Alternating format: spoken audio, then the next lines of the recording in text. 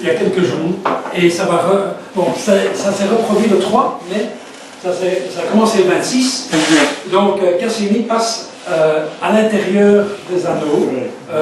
C'est génial ça. La sonde Cassini entre l'atmosphère de Saturne et les anneaux les plus intérieurs, à 227 000 à l'heure.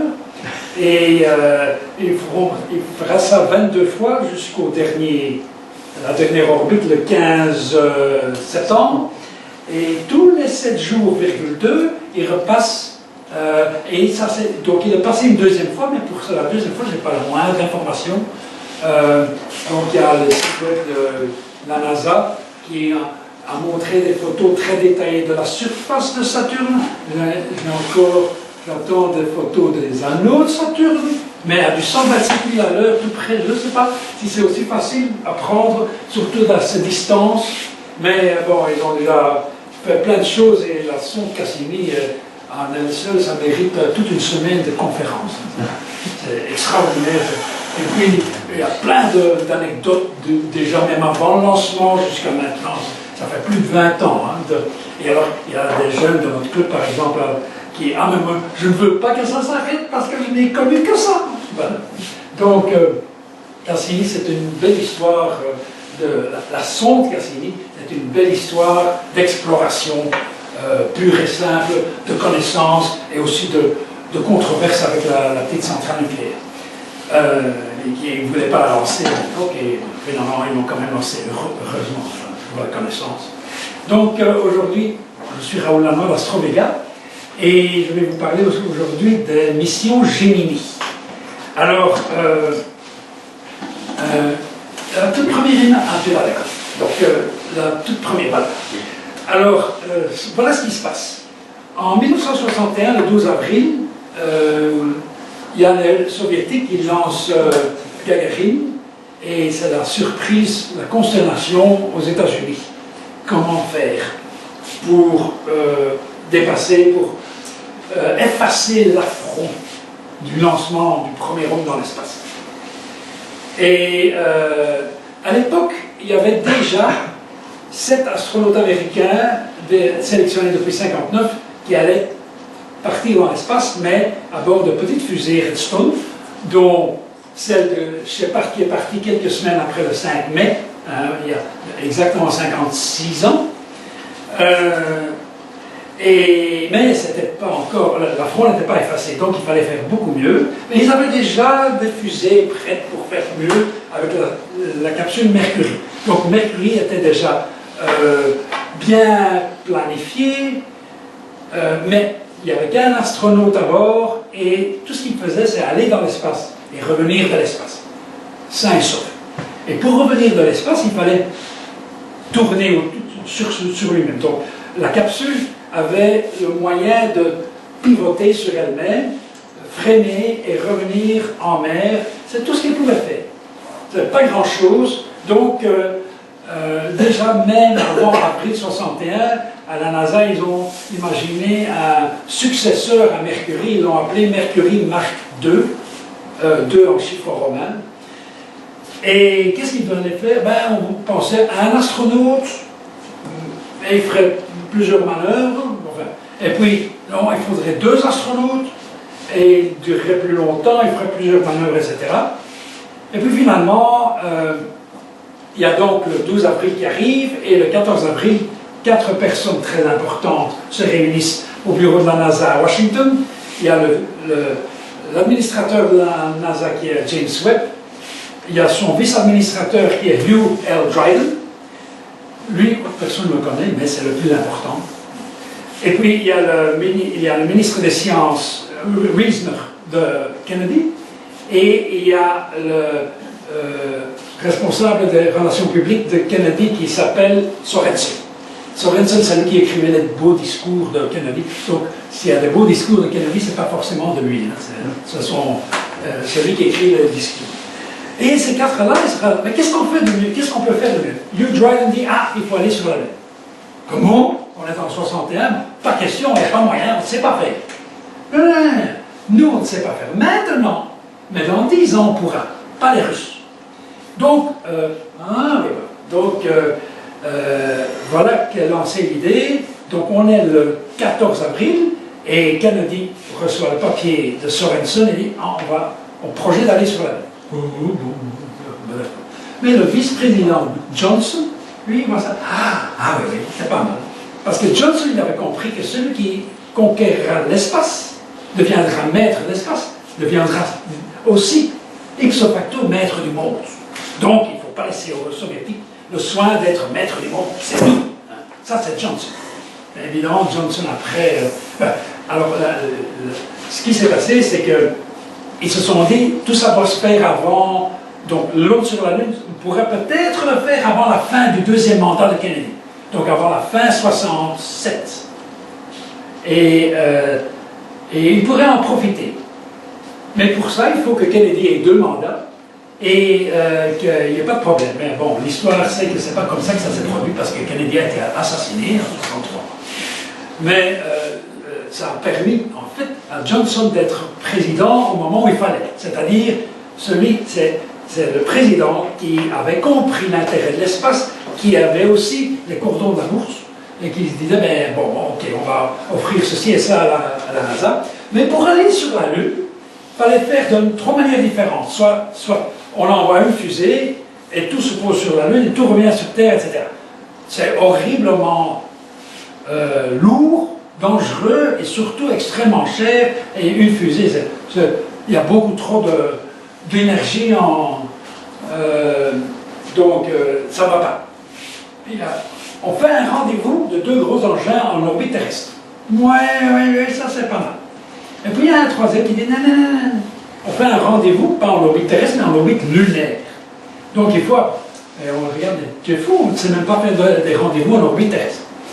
Oui, d'accord, mais une fois qu'on peut faire des rendez-vous en orbite terrestre, il n'y a pas de raison qu'on ne puisse pas le faire autour de la Lune.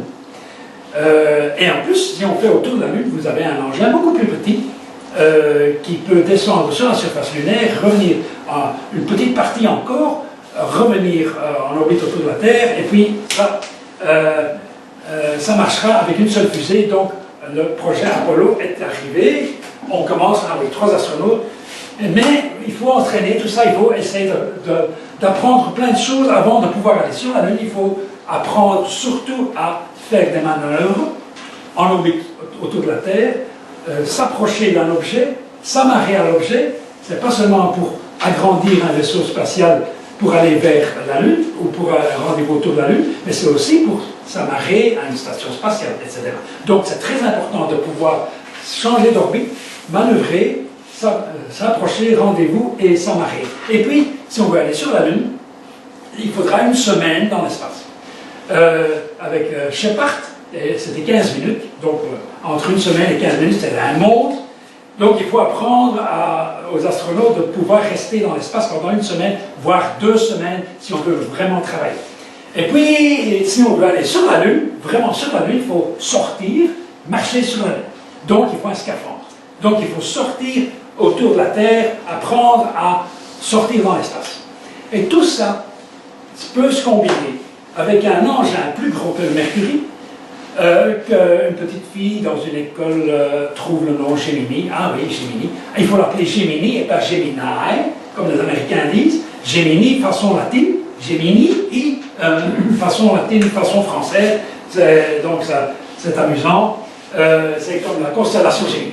Alors là, nous sommes en mars 64. Alors ce National Geographic Magazine, je ne sais pas s'il y en a qui le connaissent. Le National Geographic Magazine, mon père avait la collection, mon grand-père aussi, déjà des années 40, et il y avait toute une bibliothèque, il y en a encore à la maison. Et en mars 64, le sujet principal, c'est l'enterrement de Kennedy. Mais il y a aussi tout un article sur comment aller sur la Lune.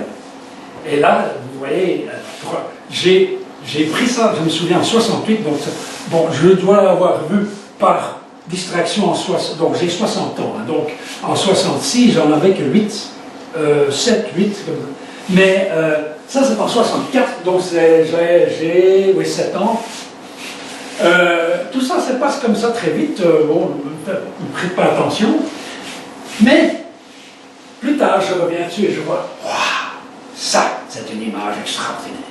Donc, une capsule, un astronaute qui sort, le fond de terre, on est en orbite. Alors, il y a plein de choses, c'est-à-dire que, bon, le casque doit être doré, enfin, la visière, le scaphandre, il est blanc, le cordon ombilical un peu plus élaboré, puis il sort du côté droit et pas du côté gauche, parce que ça, c'est la place du commandant, le côté gauche. Le commandant, il ne sort pas, il manœuvre, il a la responsabilité. Mais voilà, on a la capsule Gemini, et là, je dis, waouh! Ça, quand on voit cette photo, là, cette image, cette peinture, la première fois, en 64, on doit se dire, il y a peut-être plein d'enfants qui se sont trouvés une vocation de passionner d'espace grâce à cette photo. La suivante. Et donc, on conçoit Gemini à partir de ce qu'on connaît, c'est surtout la même firme qui fabrique, ça c'est McDonnell Douglas. La même firme qui a fabriqué Mercury va fabriquer Gemini. Mais pour pouvoir rester plus longtemps, manœuvrer plus, il faut des modules séparés. Ça c'est un module, un adaptateur pour la fusée Titan 2, qui est une fusée, un missile balistique, 2 étages. Donc ils avaient déjà à l'armée les fusées nécessaires pour envoyer environ 3 tonnes 125 en orbite terrestre basse. Et là, vous avez un module qui change en fonction des missions. Soit il y a plus de carburant, soit il y a une structure pour faire des sorties dans l'espace, soit pour rester plus longtemps, etc. Et ça, c'est pour le moteur de freinage. Et voilà la capsule pour 2 astronautes qui sont légèrement inclinés en V, comme ça. Et là, le parachute. Et surtout, il y a deux écoutilles. Et ce qui est très intéressant par rapport à Mercury, c'est qu'à l'intérieur, vous avez des boîtes c'est modulaire, c'est-à-dire que l'équipement à l'intérieur est modulaire.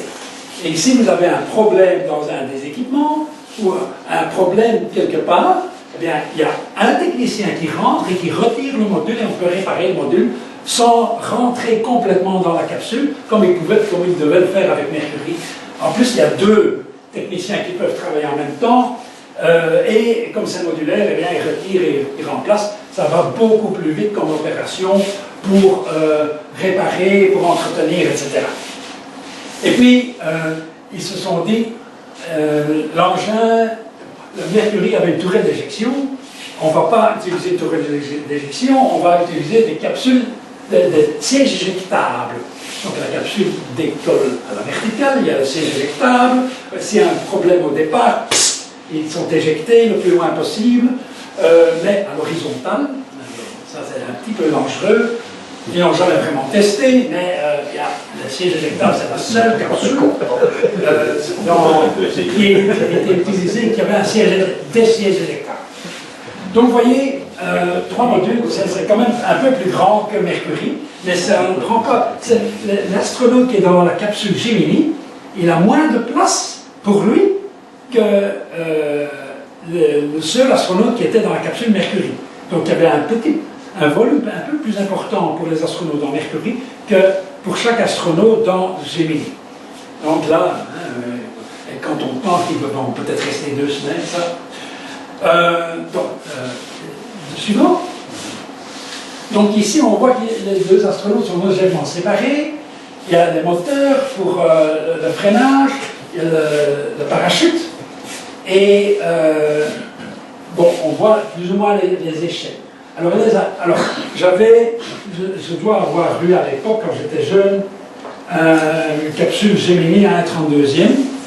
Mais je ne sais pas, elle est jetée, je ne sais pas, je ne la trouve pas, je suis très triste, parce que c'était pas mal du tout, des petits astronautes, alors on pouvait ouvrir, mais ça c'était pas mal.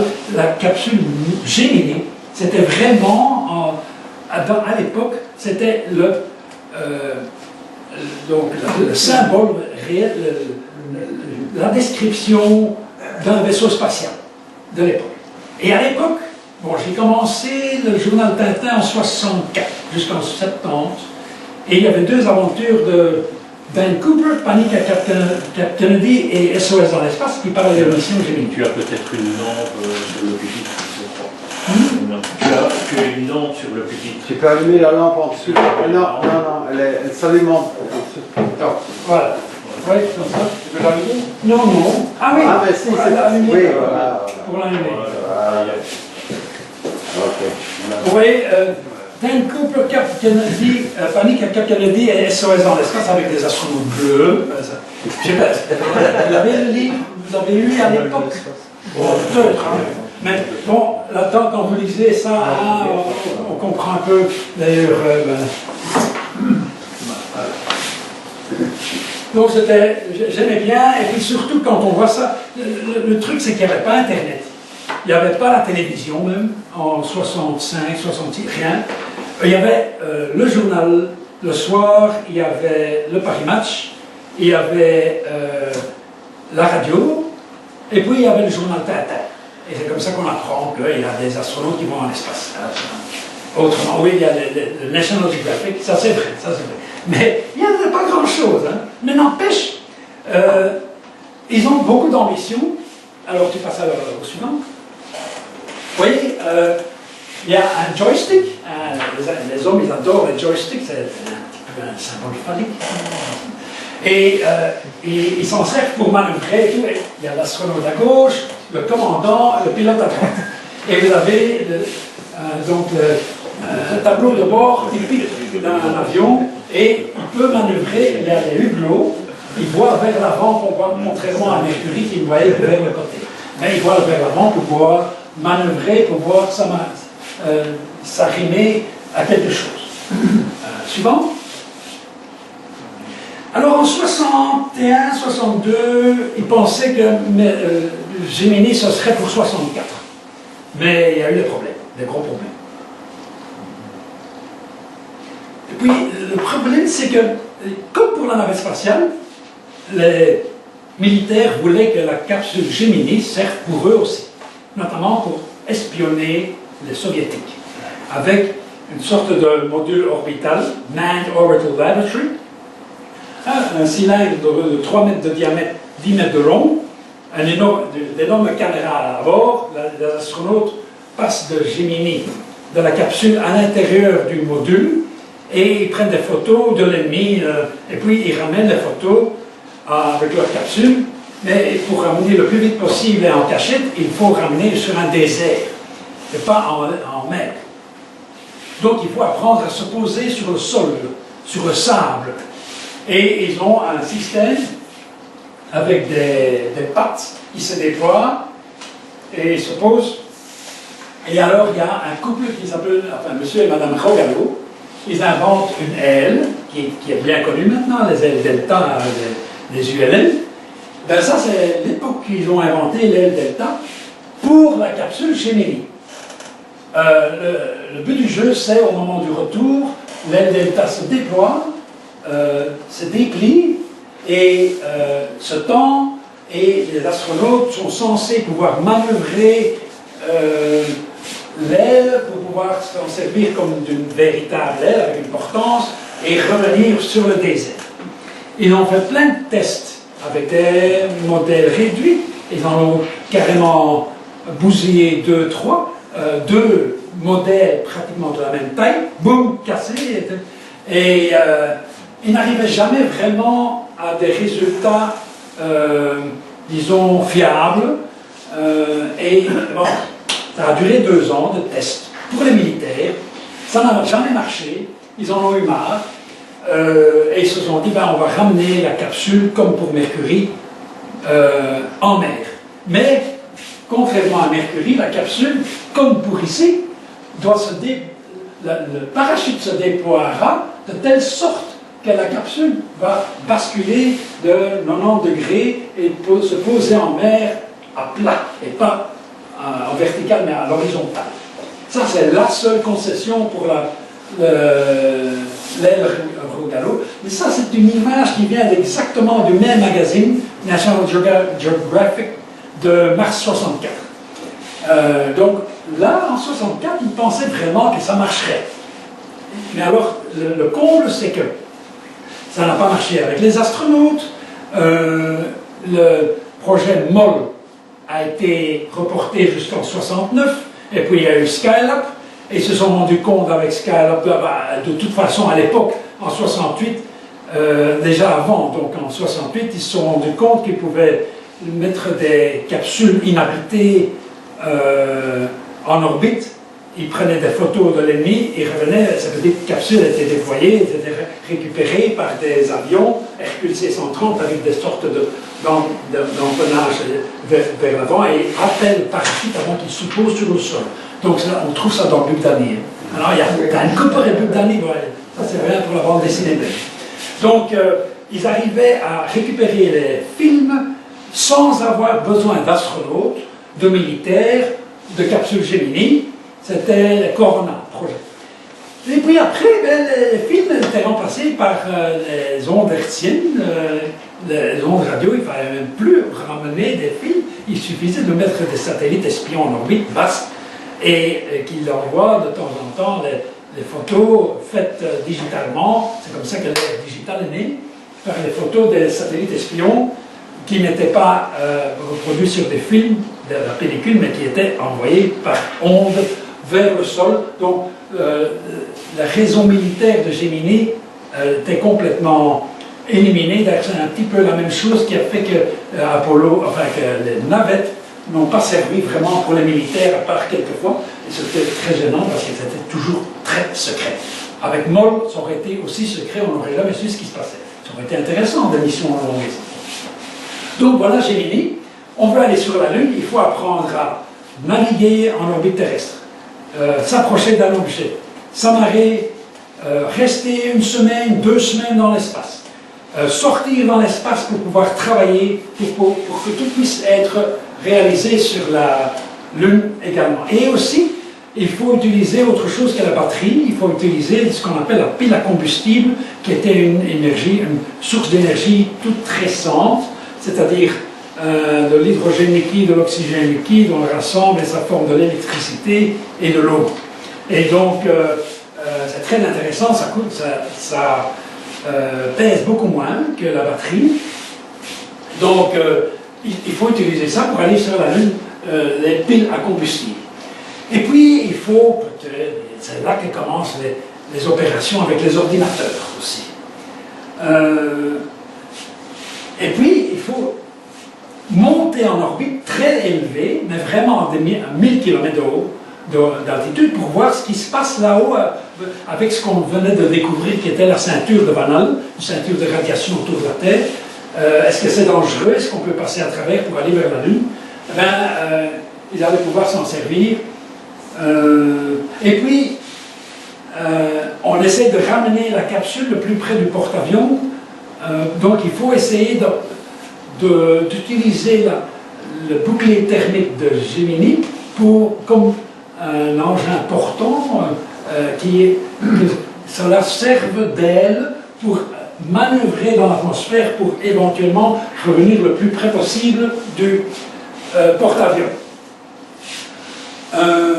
Alors, ce qui est amusant, c'est qu'ils ont dit, bon, on va faire ça en 2 ans, 10 missions, 20 personnes. Alors finalement, il y a eu 16 plus 4, c'est-à-dire qu'il y a 4 astronautes qui ont volé 2 fois à bord de Gemini. Mais ça s'est bien déroulé en 2 ans. Et c'est la raison pour laquelle je voulais parler de Gemini. D'abord, j'ai trouvé un livre, et puis il y avait quelqu'un sur Internet qui faisait du vintage space, qui est pas mal. Et là, elle aimait beaucoup le Gemini. Les missions Gemini sont celles qui ont permis le plus grand progrès en matière de conquête spatiale depuis le début. C'est-à-dire que entre la dernière et la première mission, il y a eu vraiment le plus grand rassemblement de connaissances de la technologie, de la technique, de la maîtrise de l'espace, et tout en utilisant, enfin tout en permettant une plus grande expérience de présence dans l'espace des astronautes, et sans qu'il jamais il y ait mort d'homme.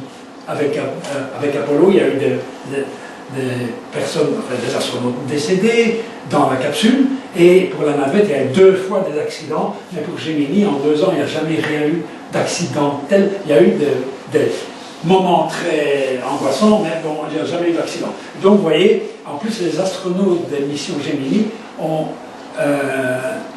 eu le prestige d'avoir pu être ceux qui allaient se poser, marcher sur la Lune. Donc les astronautes qui ont marché sur la Lune ont d'abord acquis leur connaissance en matière de conquête spatiale grâce à Gemini. Alors, Gemini 1, on en lance en 64 encore une capsule Gemini 1 qui est inhabitée, et celle-ci est attachée au deuxième étage. Vous voyez, ce qui est intéressant, c'est de vous montrer le lanceur qui est un Titan 2, le premier étage qui va là, le deuxième étage qui va là. Alors, Gemini 1 n'a pas grand-chose comme matériel à l'intérieur. Tout ce qu'il voulait tester, c'était la combinaison des deux. Tout s'est assez bien passé. Alors, ça met seulement 5 minutes pour aller en orbite autour de la Terre. La navette spatiale, c'est 8 minutes et demie. La fusée Apollo Saturne, c'est 11 minutes et quelques. Mais là, c'est seulement 5 minutes. Donc ça va très vite, beaucoup d'énergie. Je vous signale que pour Apollo, il y a un nouveau jeu Lego qui existe, Apollo Saturne. Donc on peut, c'est 1 mètre de haut, c'est pas mal, c'est du Lego, mais évidemment il faut c'est peut-être pour les petits enfants, mais ça existe, c'est tout nouveau, tout chaud, tout sorti.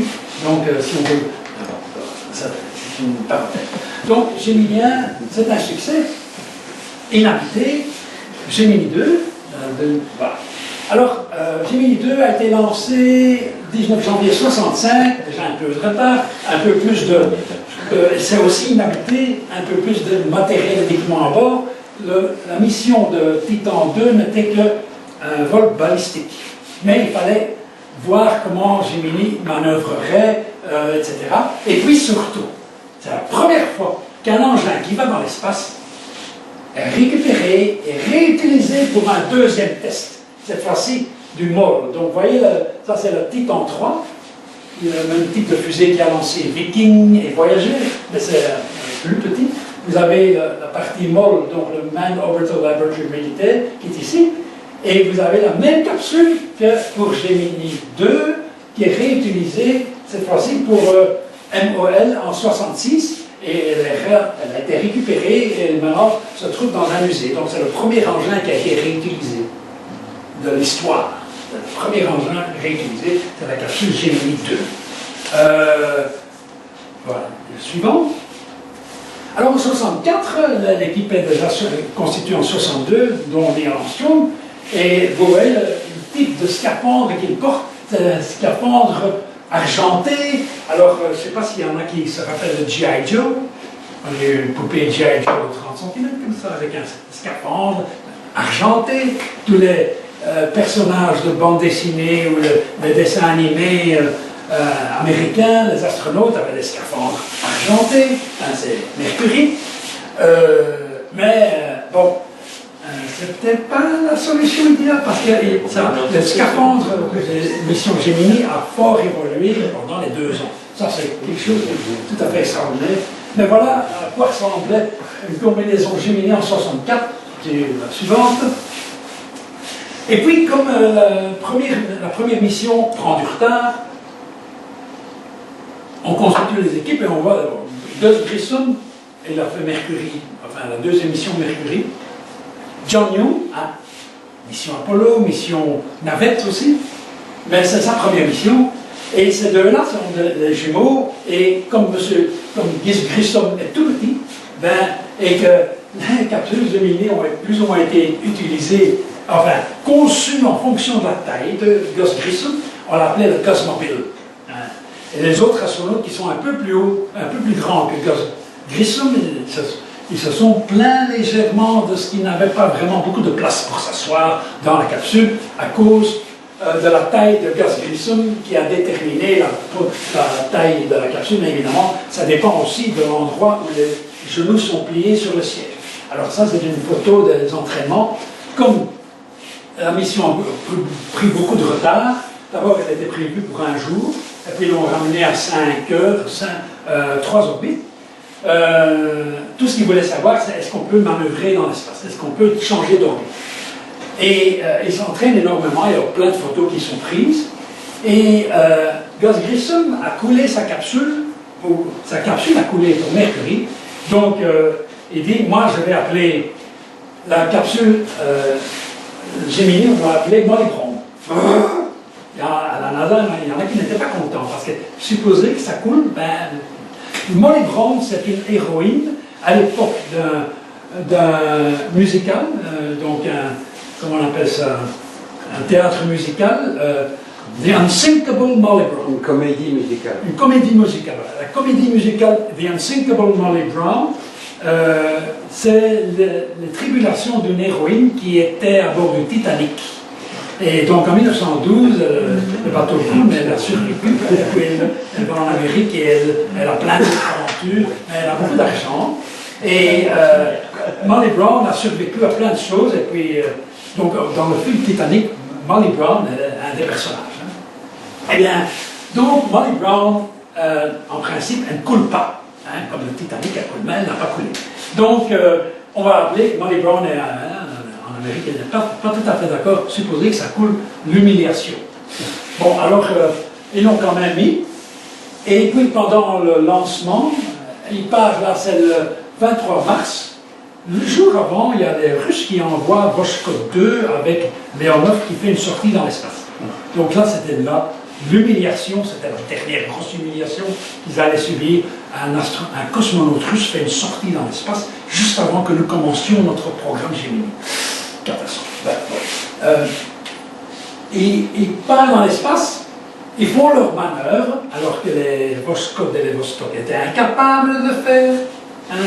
Les Vostok et les Voshkod avaient 65 degrés d'inclinaison orbitale très haut vers latitude nord et sud, mais ils étaient incapables de manœuvrer pour se donner rendez-vous. D'ailleurs, il y a des capsules Vostok qui ont été lancées à un jour d'intervalle et qui étaient à 5 km l'un de l'autre, mais sans jamais vraiment s'approcher.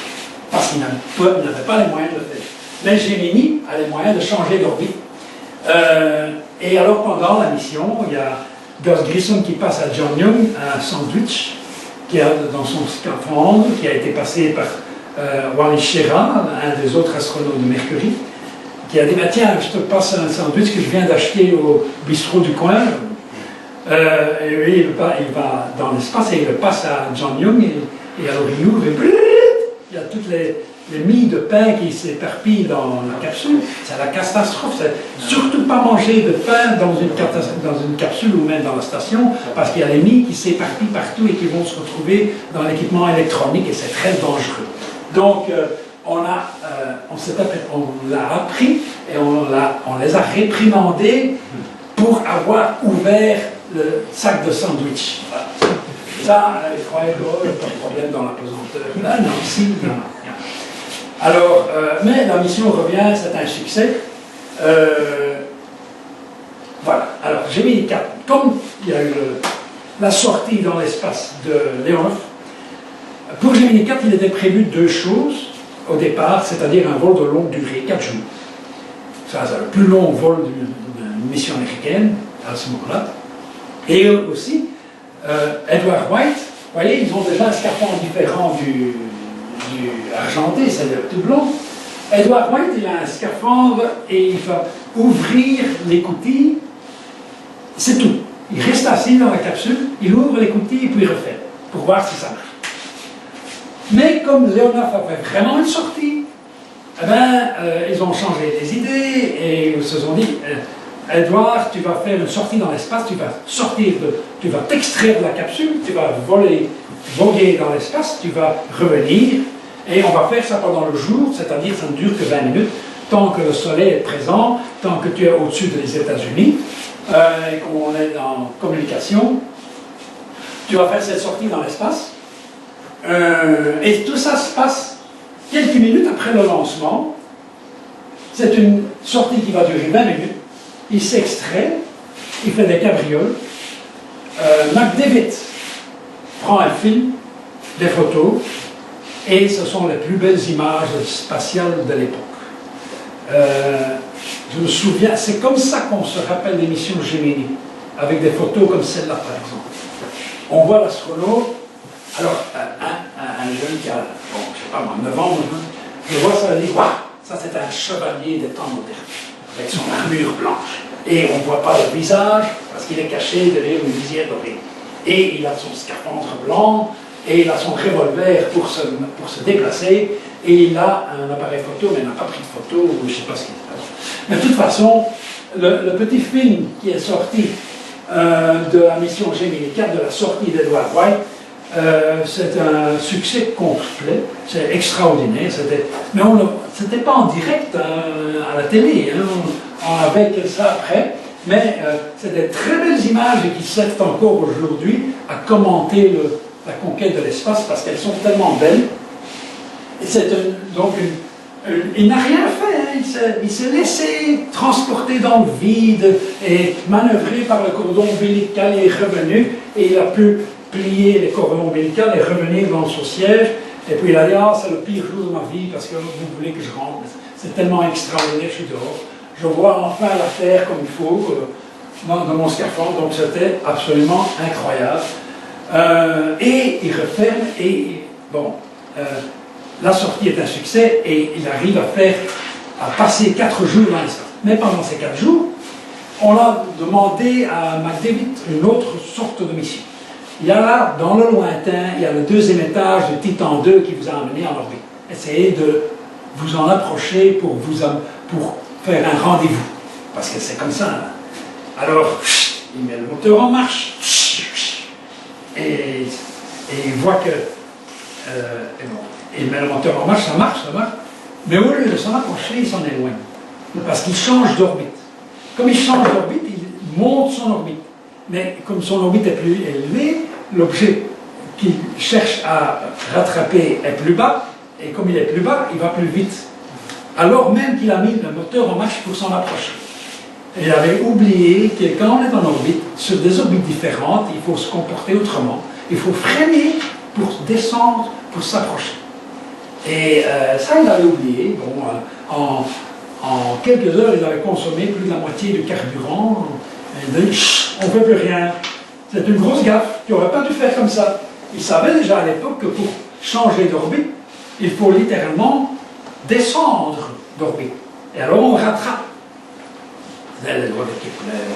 Eh bien, il n'avait pas. Il était un pilote de chasse, lui. Il voit un truc devant. Plein gaz. Et un autre. C'est pas comme ça. Là, c'était une surprise. Le carburant qui s'en va. Ben, non. Arrête, on continue 4 jours. Mais à l'époque, ils pouvaient improviser des choses beaucoup plus facilement. Ils apprenaient, ils faisaient des erreurs, comme celle-là. Mais ils avaient de la place pour faire plein de choses différentes. Alors, suivant.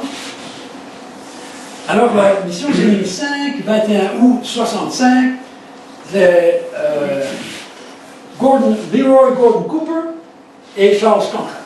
Alors, Leroy Gordon Cooper, vous avez Dan Cooper là, le Canadien par Weinberg, le dessinateur belge. Quand je vois Gordon Cooper, je dis ah, c'est un nom pareil, peut-être qu'un astronaute. Parce qu'il y a Flash Gordon et puis il y a Dan Cooper.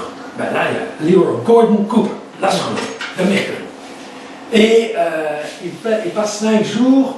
La mission c'est 8 days or bust. 8 jours, on va te faire foutre, hein, littéralement.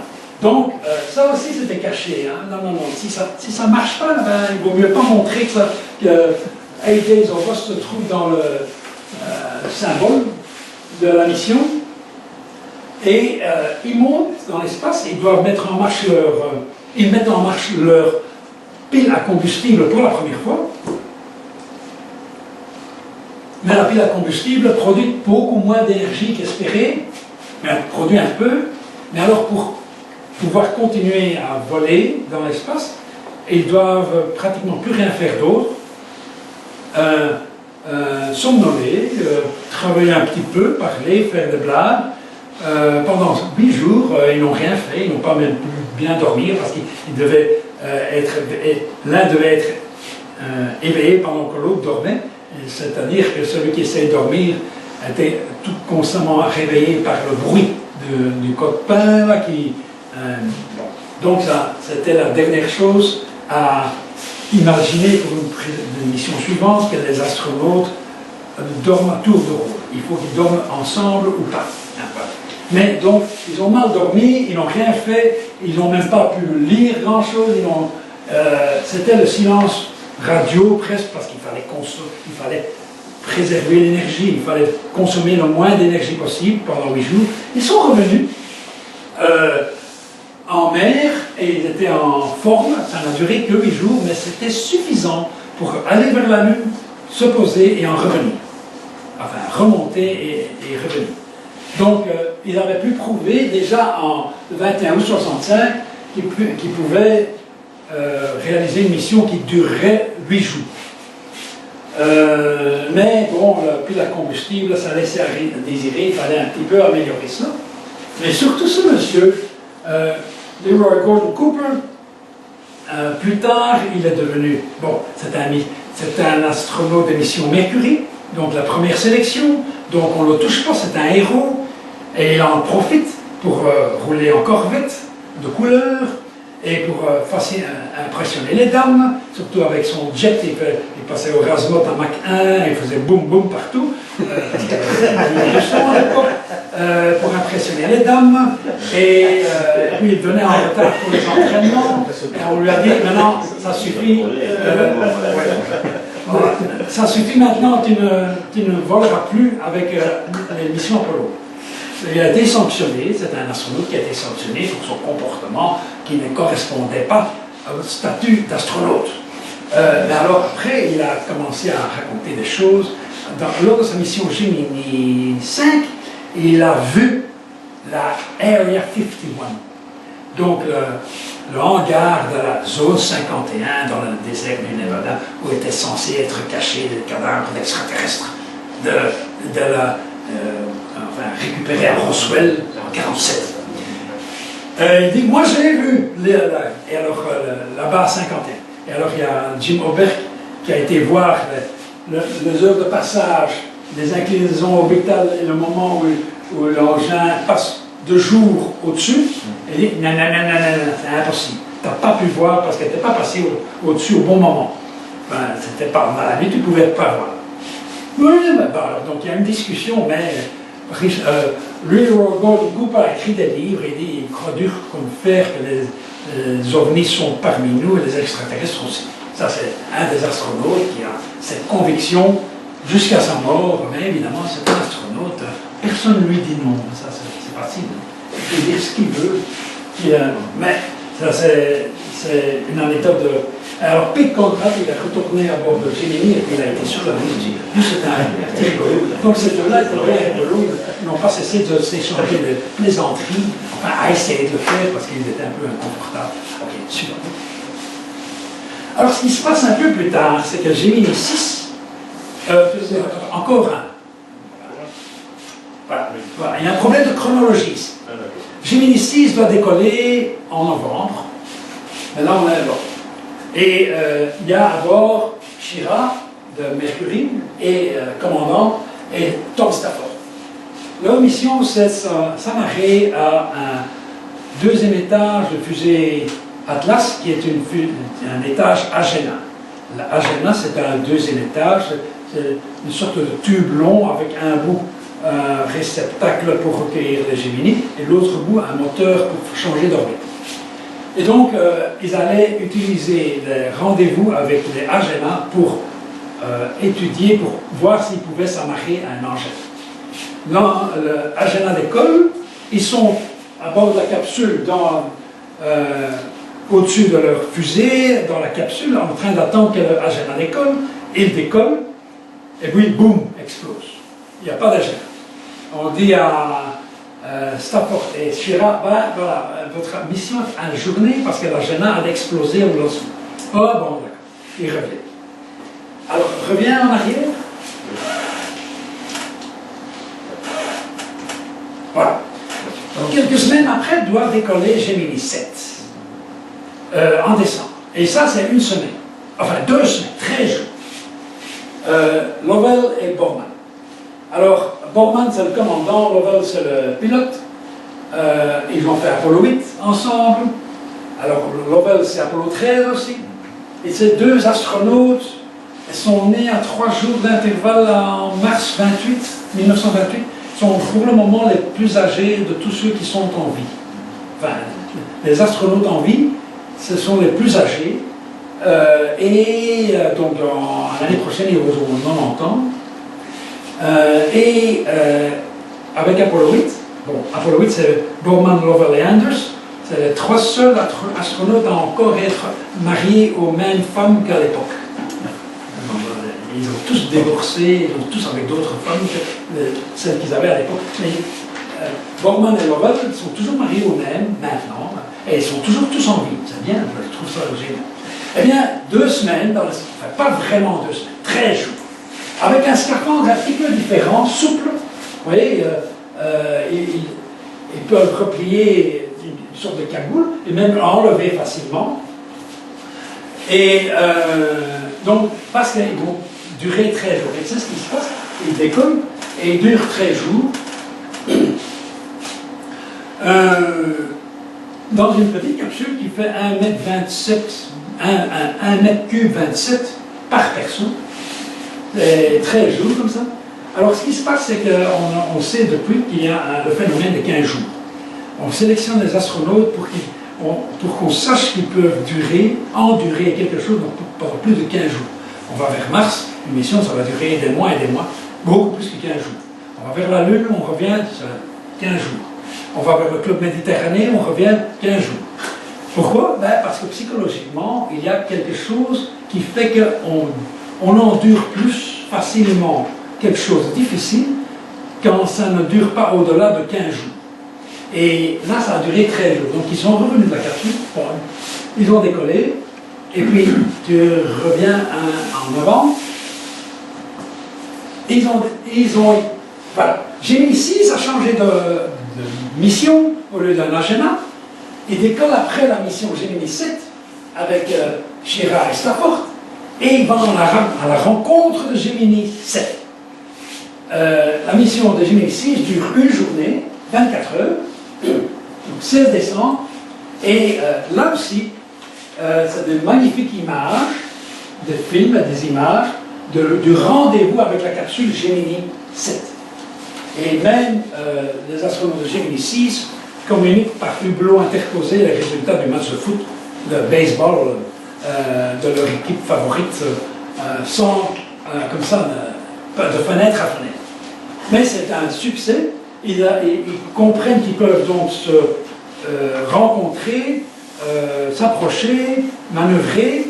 Et puis c'est la première et la dernière fois aussi, que 2 capsules habitées sont lancées depuis la même base dans un intervalle tel qu'ils peuvent voler simultanément.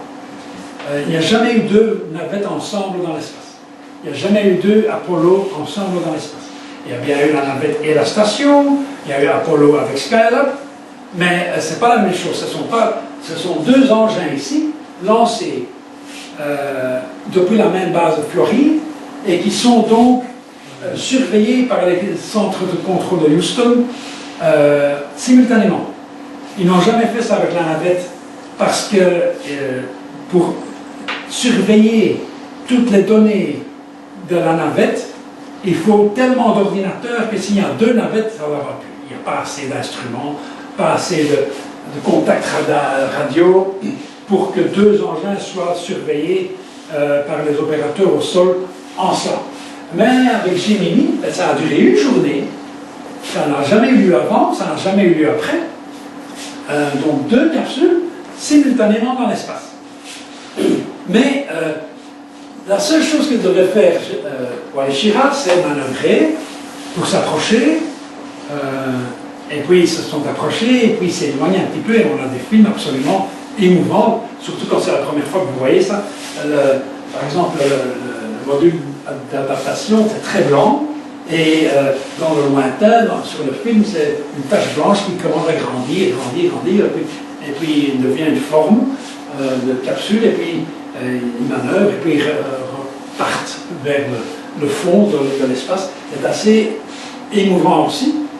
Et puis, on va terminer l'année 65 par le fait de ce que nous savons aujourd'hui, mais qu'on ne savait pas à l'époque.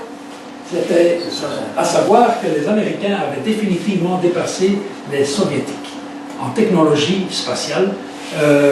Ils avaient envoyé plus d'astronautes dans l'espace, qui avaient séjourné plus longtemps dans l'espace, qui étaient parvenus à se donner rendez-vous dans l'espace. Ça, les Russes n'étaient pas capables à l'époque de reproduire ça. Mais vous voyez, la Gemini 6, Gemini 7 termine l'année 65 en beauté et on va pouvoir entamer l'année 66. À l'époque, la NASA recevait le maximum de ce qu'elle pouvait recevoir d'après le Congrès américain. C'est-à-dire qu'en 66, le budget de la NASA équivalait à 4,5% du produit intérieur brut américain total. Et ça, aujourd'hui, c'est plus de 10 fois moins. Même quand ils font 67 dollars américains par personne par an comme budget aux États-Unis, et nous ne faisons que 16 dollars, je crois que ça par an en Belgique. La Belgique est le pays qui consomme par habitant le plus d'argent pour l'espace en Europe. Plus que les Français. Les Français, c'est 12 euros par personne. Nous, c'est 17 euros par personne. Eh bien là, les Américains, maintenant, 67 dollars par personne. Et à l'époque, c'était 10 fois plus. Mais à l'époque, le but, c'était d'aller sur la Lune. Et avec commence l'année 66, et voilà l'étage Agena. Ça, c'est également une image tirée d'une peinture dans le National Geographic Magazine de mars 64. Donc, vous voyez, Agena a une certaine orbite, le Gemini a une autre orbite, il y a des signaux radio vers l'Agena, et il s'approche et il arrive et hop, il rentre l'un dans l'autre. Et tout ça, c'est simulé sur des structures dans des hangars aux États-Unis. Et on va lancer Gemini 8, la prochaine. C'est le vol de Neil Armstrong, Dave Scott, et ça, c'est les réservistes, l'équipage réserve, Big Conrad et Richard Bell. C'est une image amusante de Neil Armstrong qui est un type sérieux, les ouvriers de l'espace. Alors, ces trois-là ont marché sur la Lune, lui le premier. Donc ça, c'est Gemini 8, une mission très importante. Il s'agit de s'amarrer à un autre engin lancé dans l'espace séparément. Il décolle le 17 mars 66 et en quelques heures, en 8 heures, il s'approche de l'Agena et s'amarre à l'Agena. Succès. Très bien, tout le monde est content. Mais à l'époque, il n'y a pas de Tracking and Data Relay Satellite, tout un système de satellites en orbite géostationnaire qui relaie les communications de la station internationale vers le sol. À l'époque, c'était des bateaux qui étaient un peu partout disséminés au Pacifique, à l'Atlantique, et qui recevaient les signaux du Gemini quand ils passaient au-dessus. Et à un moment donné, il y a Scott qui se rend compte qu'en fait, ils n'ont pas l'air d'être tout à fait à l'horizontale comme ils auraient dû l'être. Il y a le globe terrestre qui montre qu'ils ne sont pas à l'horizontale. Et ils regardent, ah oui, c'est près d'eux. Et puis ils s'aperçoivent que ça bouge de plus en plus vite. Donc il y a un problème, et ils ne contrôlent pas, ils ne comprennent pas pourquoi les deux engins, l'Agena et la capsule, commencent à basculer dans l'espace. Ils se disent, c'est l'Agena, donc tac, ils se séparent de l'Agena, mais au lieu de ralentir, la capsule commence à tourner de plus en plus vite. Et à ce moment-là, ils ne sont pas tellement en contact avec le sol et ils arrivent sporadiquement à envoyer des messages comme quoi il y a un problème, ils sont en train de tournoyer de plus en plus vite jusqu'à un tour par seconde dans la capsule. Et Neil Armstrong doit prendre une décision extrêmement vite pour pouvoir ralentir. Alors ils savent que s'il y a un problème, c'est qu'il y a un des moteurs qui est resté allumé et qui n'arrive pas à s'éteindre. Donc il faut mettre en marche un autre moteur pour compenser le mouvement de rotation, pour le freiner, etc. Mais pour ça, il est obligé d'utiliser des moteurs sur une partie à l'arrière qui va aussi servir à freiner et à revenir sur Terre. Donc s'ils commencent à utiliser ces moteurs-là, il faut absolument qu'ils reviennent vers la Terre aussi. Et alors là, ils ont compris que ils vont utiliser les moteurs pour freiner le mouvement de rotation, mais aussi pour freiner la trajectoire autour de la Terre. Et ils arrivent à le faire. Ils éjectent le module d'adaptation, l'adaptateur. Ils utilisent le moteur de freinage. Ils sont au-dessus du Japon. Ils freinent, ils rentrent dans l'atmosphère et se retrouvent au large de la mer du Japon. Donc c'est la mission pour laquelle le retour a eu lieu le plus loin de toutes les autres missions. Jamais une mission n'est revenue aussi loin de la base normale, de l'endroit normal de son retour. Dans la mer du Japon, il y avait des bateaux américains, mais ils n'étaient pas équipés pour récupérer la capsule. Donc, Scott et Armstrong sont dans la capsule, elle se pose en mer et ils doivent attendre que le bateau, avec le bon équipement d'un hélicoptère, vienne les récupérer. Mais pour ça, ils attendent une mer agitée et ils ont eu le mal de mer. Alors, j'ai oublié de dire une chose, pour la première mission Gemini, il y a eu un autre problème, c'est que comme la capsule, quand elle revient, le parachute se déploie. Il y a d'abord deux parachutes directionnels, et puis il y a le parachute principal, mais comme je disais, il fait basculer la capsule à l'horizontale, et pendant le basculement, Grissom il a cassé la visière de son scaphandre, de son casque, tellement le choc a été fort sur le tableau de bord. Et donc, il y a au musée de Grissom, il y a le casque de Gemini 3 avec une belle fêlure. John Young a aussi été, bon, alors après on leur a dit, surtout mettez-vous bien vos ceintures bien serrées quand vous revenez parce que vous allez vous blesser en cognant sur le tableau de bord. Rien que par le choc du mouvement à l'ouverture du parachute. Eh bien, là, ils ont réussi le retour, mais ils ont dû attendre, ils ont eu un beau mal de mer. Alors j'ai appris, je suis en train de lire la biographie d'astronautes récents, notamment un qui a passé plusieurs mois à bord de la station internationale, et il revient à bord de la navette. Eh bien, les astronautes sont malades aussi en revenant de l'espace. C'est-à-dire que leur système vestibulaire s'est adapté à l'absence de pesanteur, ils reviennent sur Terre, il y a une pesanteur, ils doivent réhabituer leur corps et ils ne supportent pas. Alors, tout ce qu'ils ont mangé, hop, revient au-dessus. Et ce qu'ils ont bu, ils ont bu beaucoup de choses, mais voilà, ça c'est pas très drôle d'être astronaute. Il y a un article dans le Ciel, dans le Science et Vie du mois de mai, sur les problèmes liés à la présence de l'homme dans l'espace pendant une longue durée. C'est pas évident du tout. Mais pour Gemini, c'est pas grave, il va durer quelques semaines, c'est tout. Donc, vous voyez, Gemini 8 a réussi son amarrage, mais n'a pas réussi le reste. Bon, ils sont revenus intacts, ils sont revenus entiers, en vie, c'est ce qui compte. Mais Dave Scott devait faire une sortie dans l'espace et s'amarrer à l'arrière du Gemini à une sorte de sac dorsal pour faire la manœuvre autour.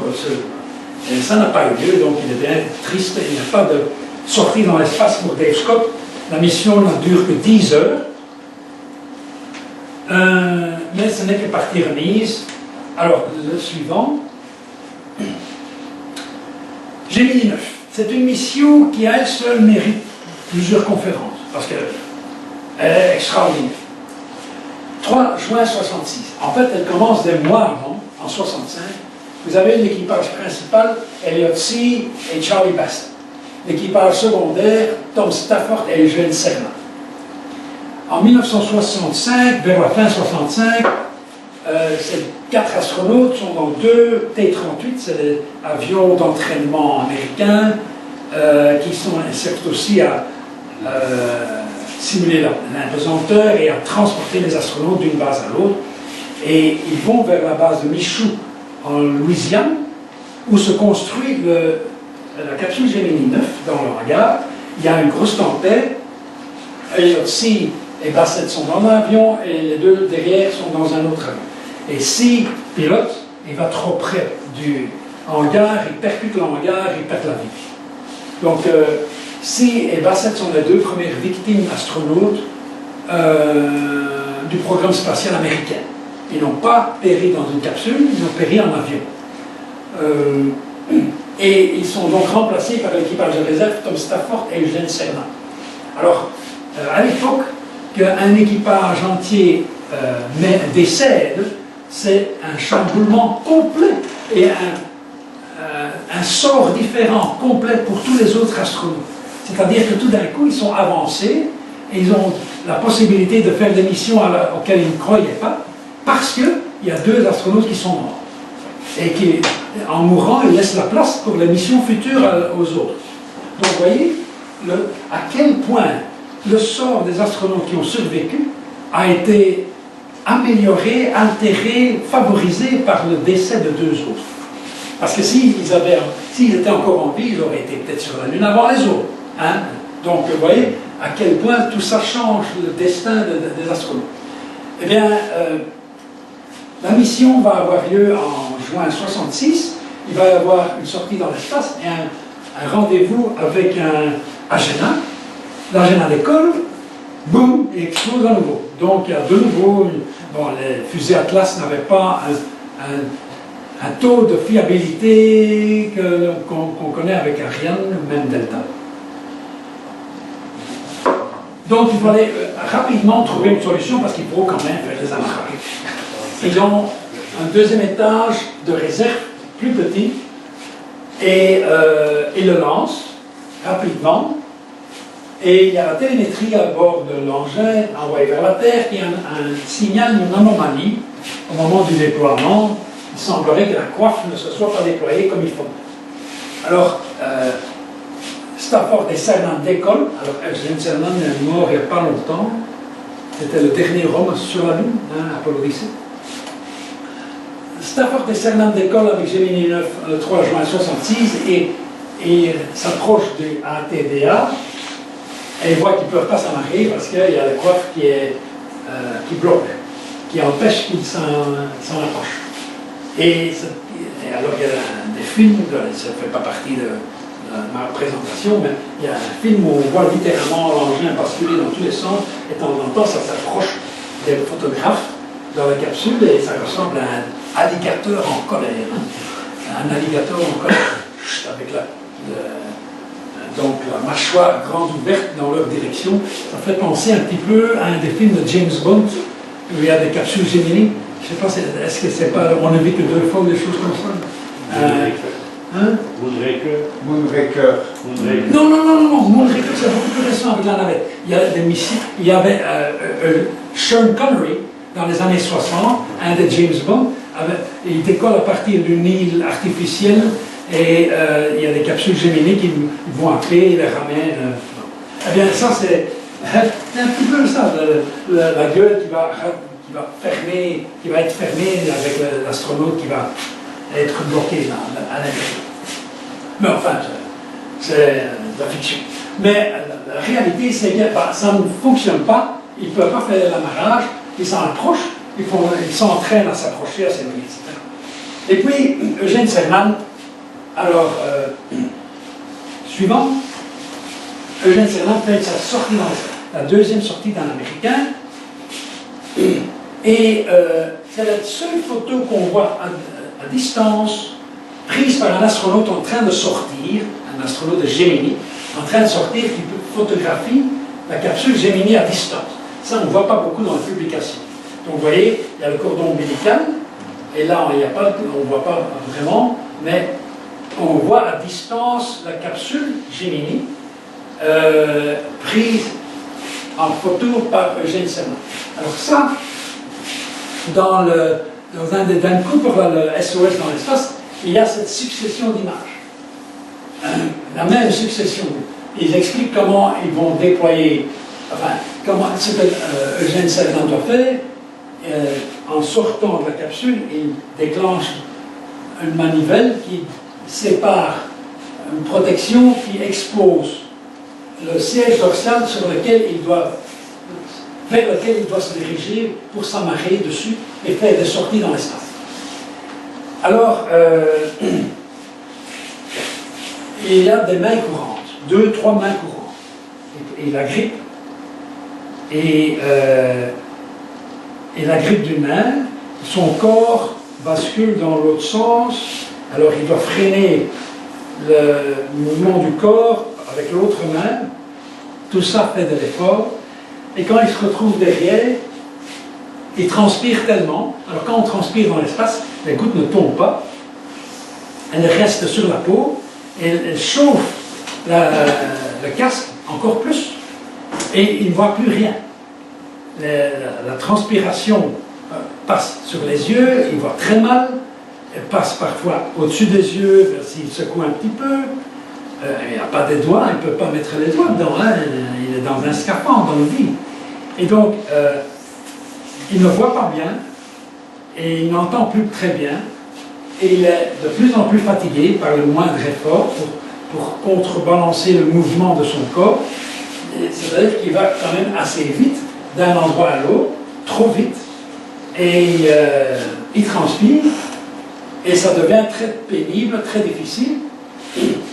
Il passe dans la nuit, et revient vers le jour. Donc là, il a battu le record de durée d'une sortie. Ben, c'était pas compliqué. Le premier, c'était 20 minutes. Là, c'était 2 heures. Mais il n'arrive pas à travailler, parce que le but de cette mission, c'était de montrer qu'on peut travailler dans l'espace. Il n'arrive pas à travailler parce qu'il n'arrive pas à bien positionner son corps pour pouvoir travailler avec les mains. Et même, quand il est derrière, il arrive derrière, il décroche son cordon ombilical, et accroche le nouveau cordon ombilical du sac dorsal. Mais alors on n'entend plus beaucoup Tom Stafford. Et Tom Stafford lui dit, ça n'a pas l'air de très bien aller, tu ne vois rien, on me donne comme instruction au sol que tu arrêtes la mission, la sortie, ça ne va pas. Oui, d'accord, d'accord. Mais comment on fait? Il est derrière, il faut revenir. Et il décroche son ombilical, il raccroche l'ombilical pour l'intérieur de la capsule et revient vers l'écoutille, donc du côté droit.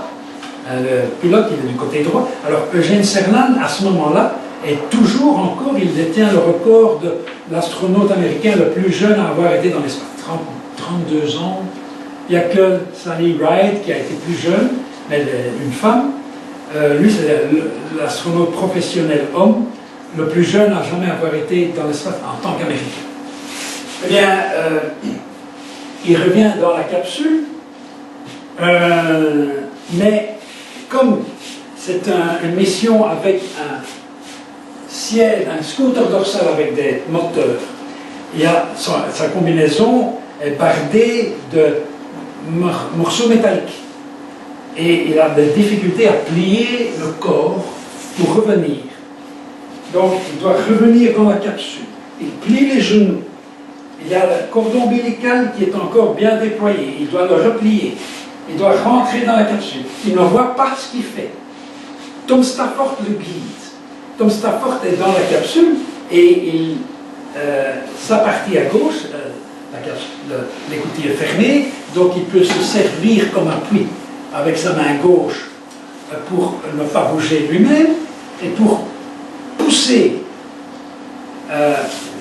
Cernan sur son siège le plus fort possible pour qu'il puisse rentrer dans la capsule.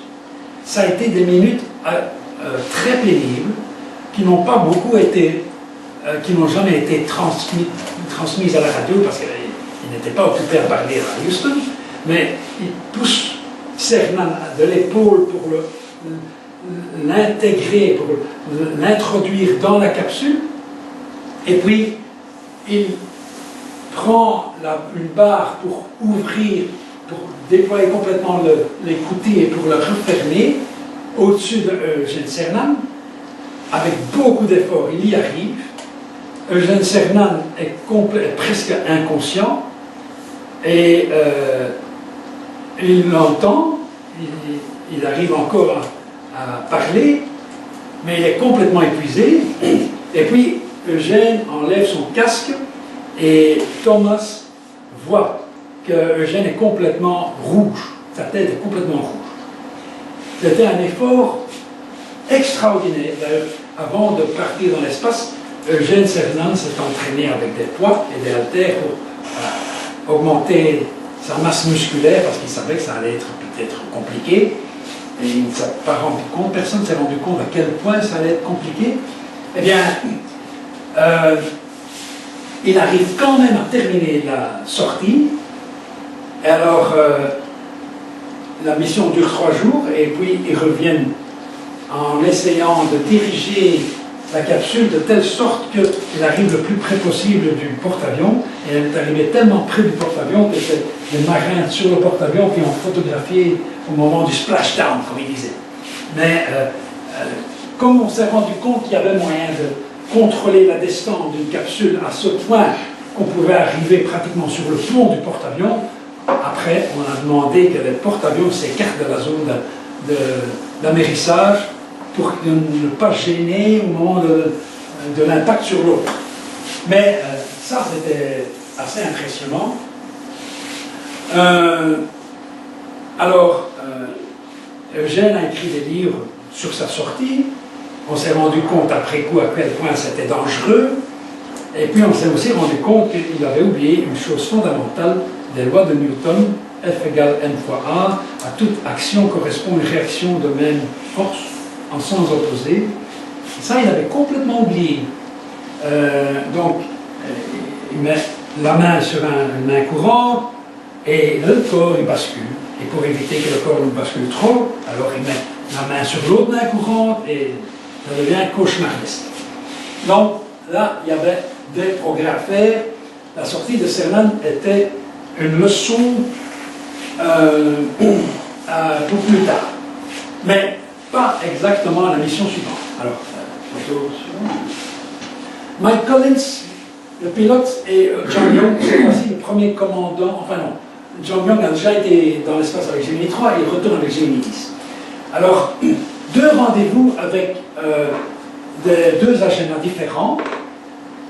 Un des agents met son moteur en marche. Bon, il s'amarre à l'agent et le moteur est mis en marche et donc ça, c'est entre le 18 et le 21 juillet 61.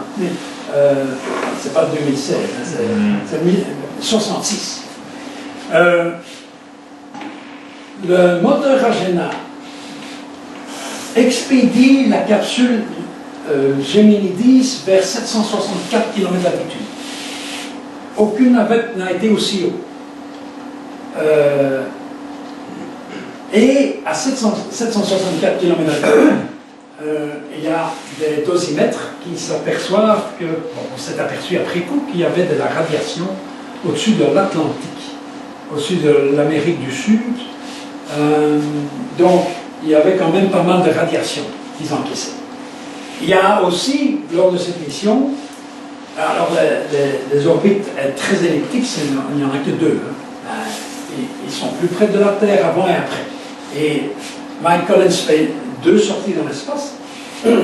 Et lors de la dernière sortie, il va récupérer un échantillon sur l'Agena, ou le deuxième Agena. Et il y a John Young qui voit que la caméra qui prenait toutes les photos, s'échappe et est devenue un satellite. Donc on n'a pas de photo, d'image, on n'a pas de film de la sortie dans l'espace de Mike Collins. On n'a rien. Tout ce qu'on peut faire, c'est des images de synthèse pour reproduire ce qu'on pense être à la sortie de Mike Collins. Donc il n'y a rien comme photo. Là, contrairement à Gemini 4 et un peu Gemini 9, pour Gemini 10, aucune photo de la sortie dans l'espace de Mike Collins. Ça, c'est dommage. Mais c'est une bonne mission qui a montré certaines choses, c'est-à-dire qu'il y a quand même plein de radiations, même seulement à 760 km d'altitude. Alors, suivant.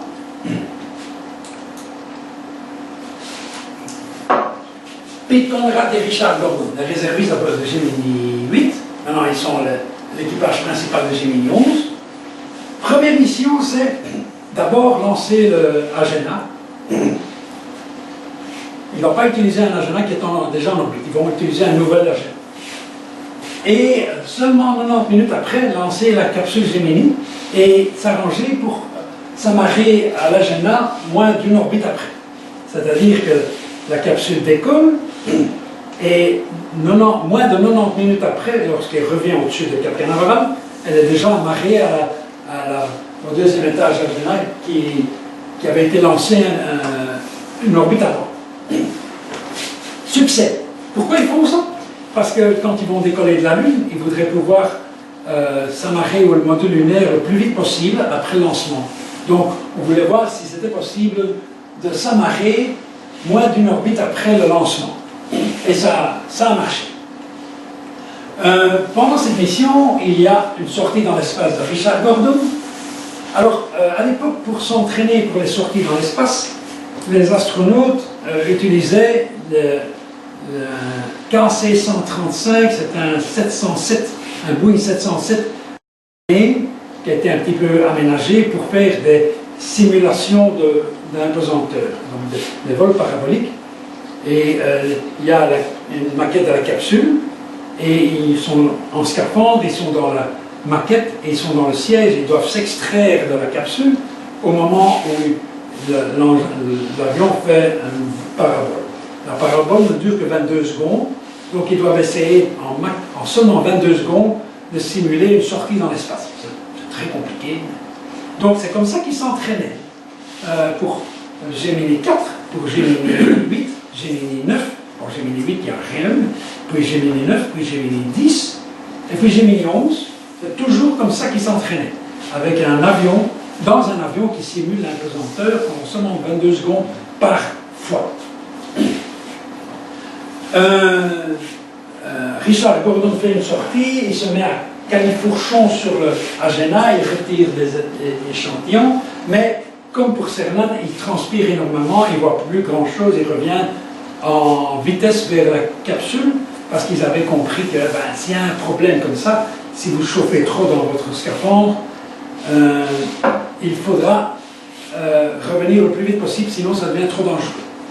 Mais le Agena vers lequel ils se sont amarrés, et Richard Gordon a attaché un câble, et avant de se séparer du Agena, cet engin propulse la capsule Gemini à 1368 km d'altitude. Donc, pour une orbite autour de la Terre, c'est le record encore aujourd'hui. Jamais, il n'y a aucun engin habité qui a été à 1368 km d'altitude depuis ou avant Gemini 11, tout en étant en orbite autour de la Terre. Parce qu'il y en a qui ont été beaucoup plus loin que 1368 quand on a été vers la Lune. C'est normal qu'on aille plus loin. Mais là, c'était pour voir ce que serait la radiation. C'était moins important au-dessus de l'Australie qu'au-dessus de l'Atlantique. Donc, les ellipses orbitales, mettons ici, pour Gemini 10, l'apogée est à peu près ici, et pour Gemini 11, l'apogée est à peu près ici. Quand on est au-dessus de l'Australie, eh bien, on est mieux protégé par la ceinture de radiation, la ceinture banale, que quand on est au-dessus de l'Atlantique. D'ailleurs, on a un phénomène qu'on connaît qui s'appelle l'anomalie de l'Atlantique Sud. Et donc, il y a les radiations passent à travers la ceinture de Van Allen, dans cette zone, et donc se retrouvent autour de la Terre sur des altitudes beaucoup plus basses que partout ailleurs. Et notamment, 1368 km, c'est encore pas assez, c'est encore assez bas pour être encore bien protégé au-dessus de l'Australie. Évidemment, si votre orbite est circulaire à 1368, vous allez vous retrouver au-dessus de l'Atlantique Sud aussi. Alors là, vous allez être beaucoup plus affecté. Donc, il s'agissait de voir, quand on va vers la Lune, quel serait le taux de radiation qu'accumuleraient les astronautes à ces altitudes-là. Et en plus, vous avez l'Inde et Ceylon, avec la belle courbure de la Terre, eh bien, jamais la navette n'a été aussi haut, jamais Apollo n'a été aussi haut, sauf quand on allait vers la Lune. Eh bien, Gemini 11, ça a duré 3 jours, c'est quand même un succès, en dépit du problème des sorties dans l'espace qui n'était pas encore résolu. Alors, la suivante. Ce qui se passe, c'est pour Gemini 12. Alors, normalement, ça aurait dû être dévolu à Eugène Cernan et Tom Stafford, mais comme ils avaient volé pour Gemini 9 à cause de la mort de Sea et Bassett, eh bien, les réservistes de Gemini 9 devenaient l'équipage principal de Gemini 12. Jim Lovell et Buzz Aldrin. Alors, Buzz Aldrin est né en 1930 et il a 87 ans. Et il y a quelques semaines, il a fait un vol en Falcon, donc la F-16, de la patrouille acrobatique aérienne des Thunderbirds. À 87 ans, donc il a battu un record de vieillesse pour un pilote, enfin un copilote d'un F-16 qui faisait des cabrioles, l'avion de la patrouille acrobatique des Thunderbirds. Ils sont déjà venus en Belgique à Chièvre. Eh bien, quand Buzz Aldrin demande quelque chose, on ne lui refuse pas. Ça c'est la notoriété. Eh bien, Gemini 12, c'est la dernière mission du programme. Alors, il y en a pas, il y en a une. Dans Dan Cooper, Gemini 13. Hein, tout ce qu'on veut imaginer comme mission Gemini, on l'appelle 13. Parce que, en plus, comme c'est le 13, il peut se passer plein de choses mal. Vous savez qu'il y a une vaillante à Francorchamps. Il y a même 2 vaillantes. Numéro 13 et numéro 31. Le 13 est au départ, Michel Vaillant. Donc la réalité rejoint la fiction. C'est pas ça. Alors, c'est Tintin. Sur Terre, il y a un ingénieur de la NASA qui a chez lui une piscine.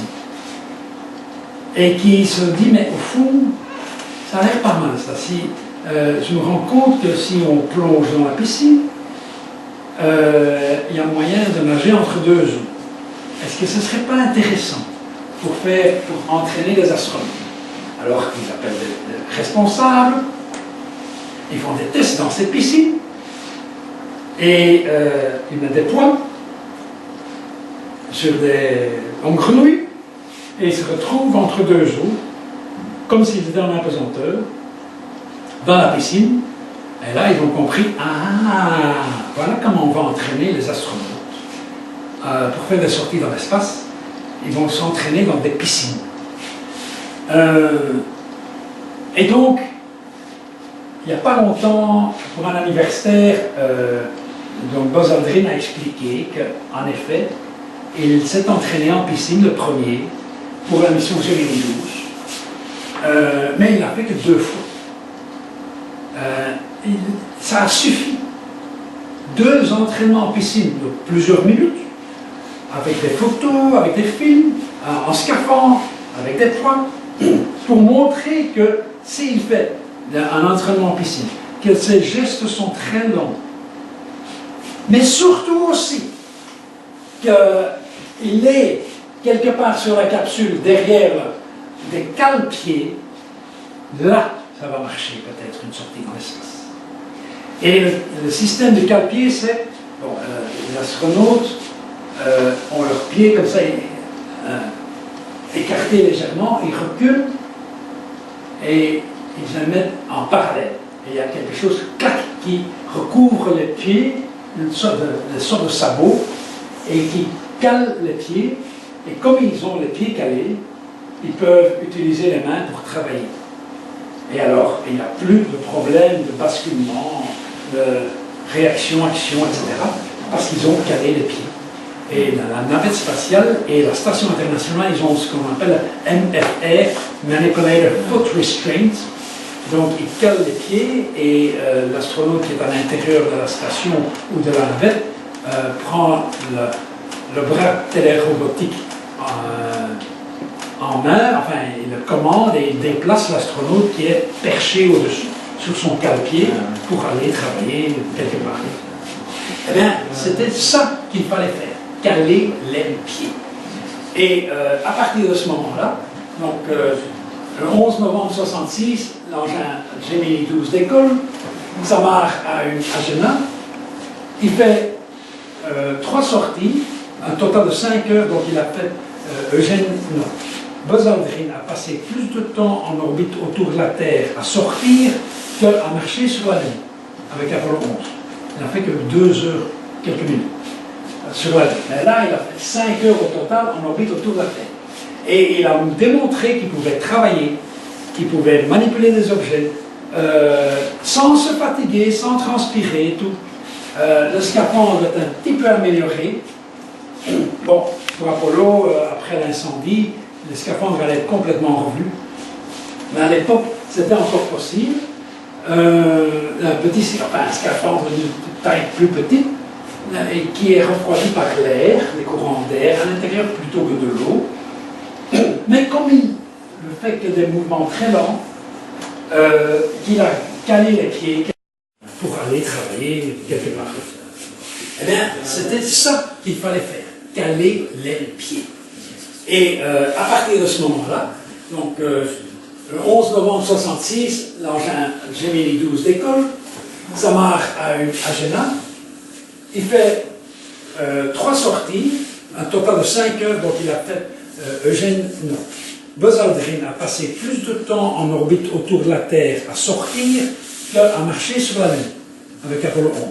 Il n'a fait que 2 heures, quelques minutes, sur la Lune. Mais là, il a fait 5 heures, beaucoup plus petit, et qui ne sait qu'une chose, c'est au moment, quand un astronaute comme Thomas Pesquet, il n'y a pas longtemps, il sort dans l'espace, il a ce safer autour du scaphandre, qui lui permet de revenir vers la station si, par accident, il y a un câble qui se rompt et qui vogue, alors il peut faire une manœuvre de retournement et revenir lentement, mais il ne fait pas plus que ça. Tout ce qu'il fait, c'est, le safer, c'est pour ramener un astronaute vers la station, parce que c'est la seule manière de le secourir, il doit se secourir lui-même. Mais, donc, AMU, MNU, finalement, ça n'a pas servi à grand-chose, mais un cale-pied, c'était tout bête, mais c'est tout ce qu'il suffit. Il suffisait du cale-pied pour que les sorties dans l'espace soient un succès. Alors, la suivante, la dernière, je crois. Donc, l'émission Gemini, il y a eu 16 astronautes,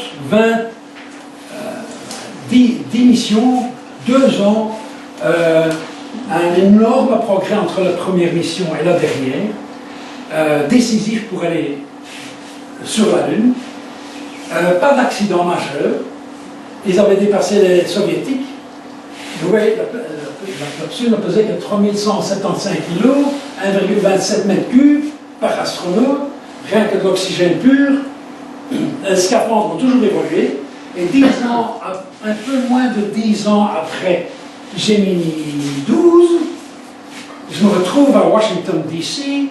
Alors, j'avais réussi mes examens en première candidate, mes parents me proposent un voyage aux États-Unis, chez mes parents américains, et il y a mon grand-oncle et ma grand-tante qui sont des grands voyageurs, qui savent que je suis passionné, et qui m'ont invité à aller visiter Washington DC. Et donc là, on est en septembre. En juillet, s'est ouvert un nouveau musée au Mall, donc c'est le Smithsonian Institution. Un nouveau musée vient de s'ouvrir, inauguré par un signal envoyé par Viking 1 depuis mars, pour couper le ruban. Donc, je prends l'avion, je ne sais pas tout ça, je suis au courant de rien, je prends l'avion, je vois, dans l'avion, il y a une hôtesse de l'air, mais un canon. Oh là! J'étais jaloux parce qu'il y avait une vieille dame devant moi qui attirait son attention à elle plutôt que moi.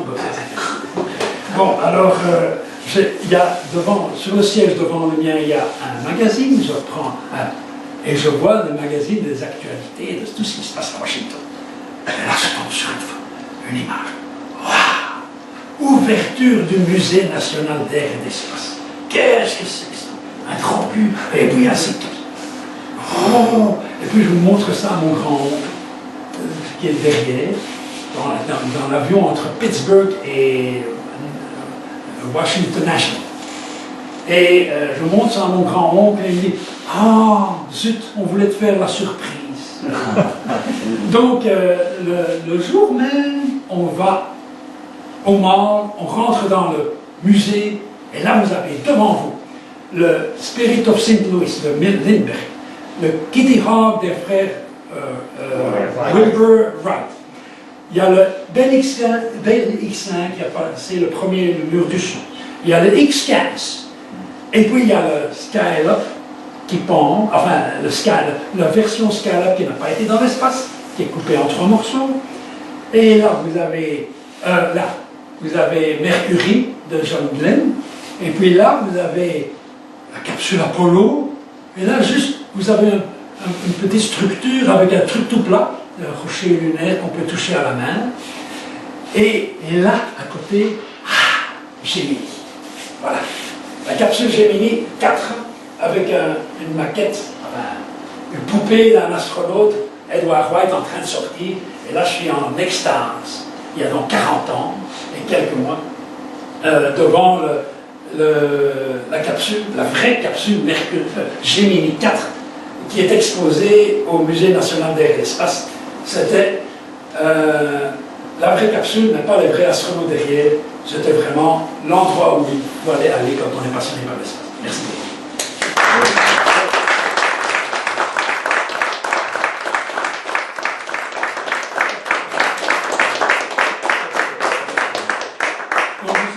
Si quelqu'un a envie d'aller à Washington DC, un peu moins loin que l'Oregon, c'est quand même bon.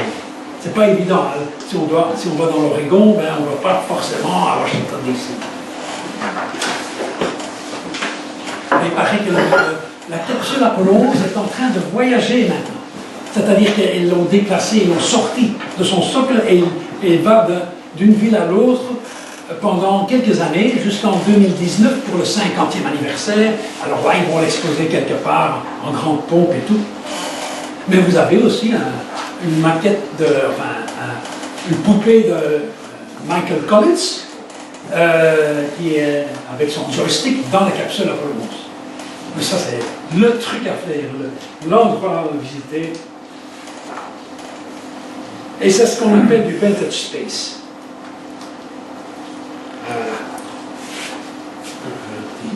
Moi aussi.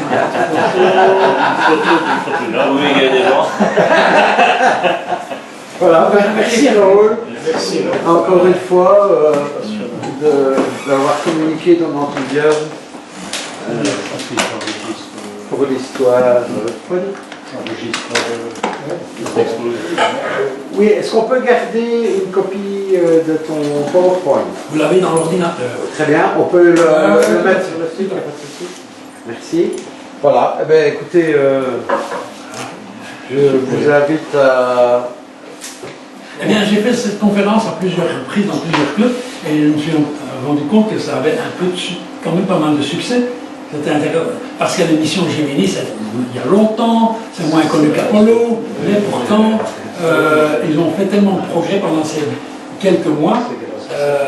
10 vols, finalement, au point de vue de l'information récupérée, de la connaissance acquise, de la maîtrise de l'espace, c'est quand même Gemini qui a le pompon. Et puis quand on est un gosse, moi je me souviens qu'Apollo 7, quand on annonçait que Apollo 7 allait se poser en mer, je pensais que ça avait une forme de cône tronqué comme Gemini, une capsule Apollo. C'est en lisant le magazine, en rentrant, ah non, Apollo ça a vraiment un vrai cône, et plus grand. Ah, c'est ça Apollo, et ça c'était Gemini. Ben voilà. En fait, on s'imagine plein de choses quand on a un petit peu. C'est énorme. Mais aujourd'hui, c'est... Oui, je vais vous poser la question. La seule aventure continue. Bon, maintenant, il y a les Chinois. En conclusion, qui ira